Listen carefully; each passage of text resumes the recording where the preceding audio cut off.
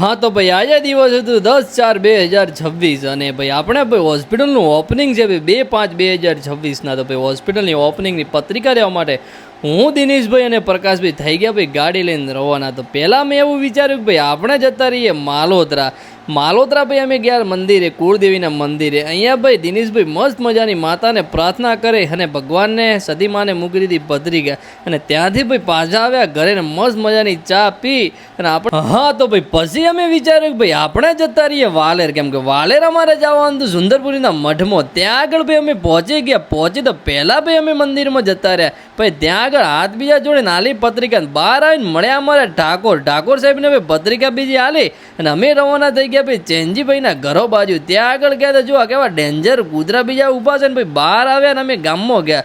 ગામમાં ભાઈ આખા ગામને પત્રિકા બીજી આલી ને અમારે જવાનું હતું ભાઈ ખેતરોમાં અમારે પત્રિકા આપવા માટે.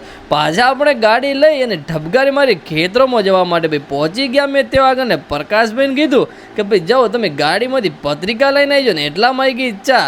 તો આપણે પાછા ભાઈ ચાના સુસોડ અંગરે ચા પીવા બે ગયા ને પછી અમારે ત્યાંથી જવાનું હતું ભાઈ અમારા અંકુશભાઈના ઘરે.